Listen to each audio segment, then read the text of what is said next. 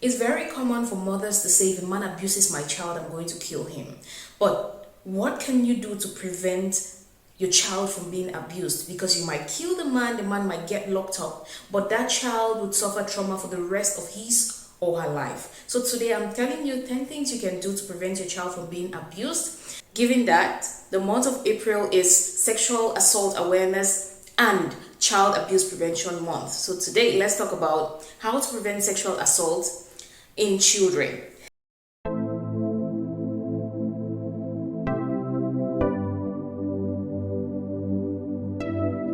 Hello healthy moms, good day wherever you are. Welcome to Inyango.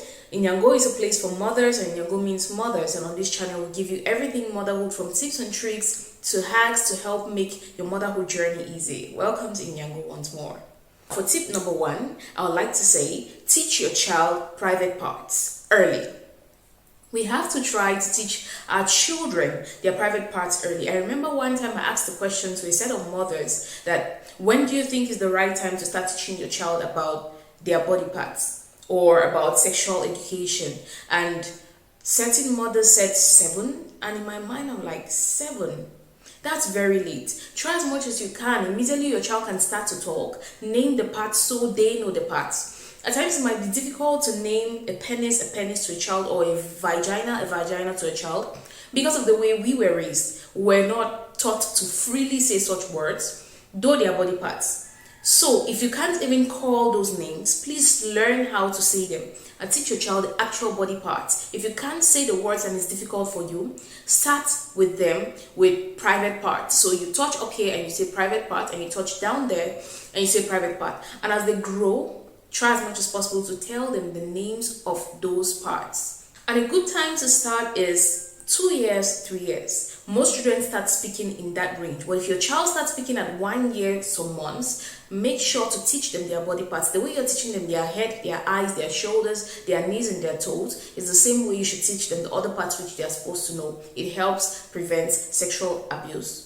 Now, like I said before in point number 1, you have to teach them the parts which are not supposed to be touched. So if you cannot teach them the real names, and as I mentioned, teach them here as a private part and down there as a private part. So the second point is, teach them that some parts are private. There are some parts which, if somebody touches your hand or holds your hand, is not a problem. But when somebody starts touching some parts of your body, these are parts which are private and no one should touch or see them. So teach your child the parts which are private parts. Point number 3 is to teach your child that body secrets are not okay. If somebody touches their body in a particular kind of way, or just touches them at random every time, they should be sure to tell you. They shouldn't keep any secrets about their body. Whatever happens to their body, they should be open enough to tell you. And for your child to be able to tell you those things, you have to be friendly enough. Though yes, some mothers take friendly to another level and they make it in a way that the children lose the respect. You have to make a child to know that you're always there to protect them as the parents that you are, and be friendly with them so they are not afraid of telling you certain things. It all starts with you teaching them the parts they're supposed to know and talking to them in a manner which they feel comfortable with you. And point number 4, I would like to say, teach them that their body should have boundaries. There are parts which should never be touched no matter what. Teach them that early enough. Another thing you can teach your child is that no one should take pictures of their private parts. The world is getting so wild and crazy that there are just some people out there who are doing crazy stuff. Somebody might tell your child, okay, pose, let me take you a picture, and the child posts. As normally, us parents usually take pictures of our children, and the person will be like, take your top down, let me take you a picture. Tell your child, nobody should take pictures of their private parts. Nobody should even be taking pictures of them. Like random strangers shouldn't be taking pictures of them or of their private parts. Point number 6, I would like to say, teach your children that no one should take them to a private place or a place which he or she is left with just the person. And they should know that if someone is taking you to a direction which looks private and looks very quiet, you should scream or run or look for a way to get out of that place, as that kind of person cannot want something good for you. For point number 7, teach your child a code word which they can say to you when they feel unsafe with someone or they want to be picked up. Sometimes we make things so difficult for our children, and sometimes we don't just listen to them. A child will be trying to communicate with you and you're all deaf ears, or you're busy with one thing or the other. Teach your children code words so that in case something is happening and they need you to help them, they can just say it and you will immediately understand. Because there are cases where a child cannot upright tell you that this person is trying to abuse me or this person is touching my private part. So you have to look for a code word which you can teach your child.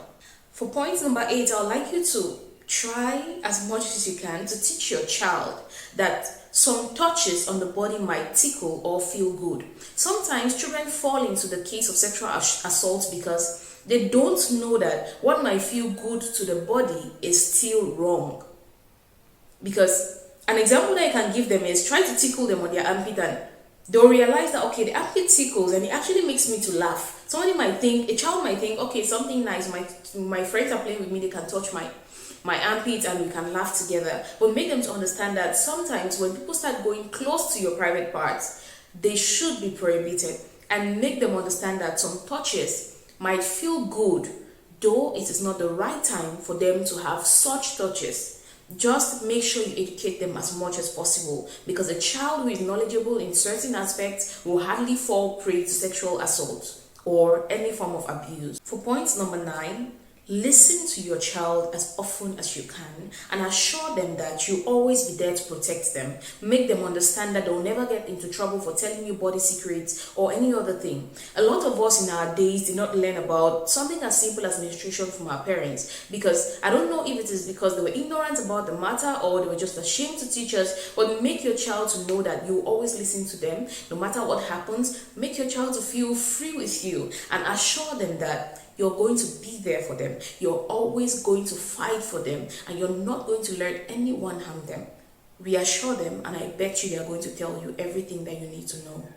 Also, sometimes we might give these rules and maybe our children will understand that this is just for strangers, but make your child understand that these rules also apply for people whom they know or even other children, because most times the people who abuse children are people whom they know, right? Sometimes children are abused by family members and family friends, sometimes even by fellow children who are more exposed to certain things which are not good. So make them to understand that these rules apply to everybody, even someone whom you call your friend. If they start touching them in a certain way, or they start asking them to do some things which are not, start asking them to do some kind of things which are not appropriate according to your discussions, then they should let you know, and you are going to confront those people and they are going to be safe.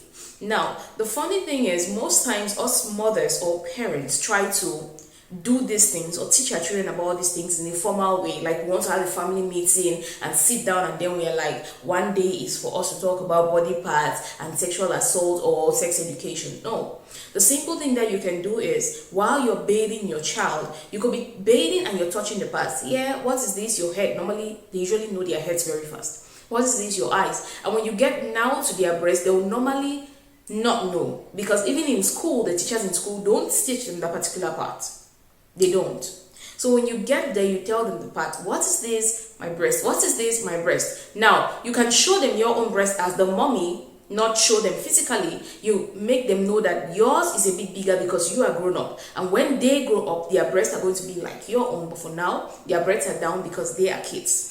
Some simple education could go into when you're bathing them, when you're having fun, not making it so formal, so that if they also have problems, they tell you in that kind of form, not making it so formal so that it looks like it's something too serious.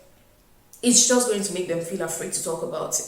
While you're bathing your child, you could actually teach them so much. You could really teach them a lot.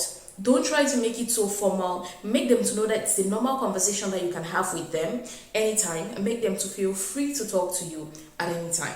I hope these points could help you. If there are other points which you feel might help a child, like save a child from sexual assault, please drop them down in the comment section, as I'm going to be very, very grateful. Another thing which parents do is make children to recite certain songs or what. I bet you my 3-year-old can read the word entrepreneur, though he doesn't know what it means. So it means that a child can say a lot of words and sing a lot of songs which he doesn't actually know what it means. So instead of trying to make them to cram songs with big words that talks about sexual assault, take your time to teach them what they are supposed to know in the lowest terms and make sure that they understand. Thank you so much for joining us today. Tomorrow makes Inyango 2 years old. While you drop your points down there which could help a mom prevents the child from sexual assault, please, if Inyango has impacted you in any way, do drop a comment down there and say how Inyango has helped you for the past 2 years that we've been functioning. So in commemoration to our 2 years anniversary, I spent some time with some moms in Limbe, giving a grant and actually going out for sports, because it's only a healthy mom who can have a healthy home. Thank you so much for joining us. Drop something good down for Inyango. Drop a birthday wish or something. Thank you so much. If this video helped you, please make sure to share, like and comment, and do not forget to subscribe. Thank you so much for joining us. And let's keep raising healthy, wealthy and exemplary moms, for it's only a healthy mom who can have a healthy home. Do have a beautiful day and stay blessed.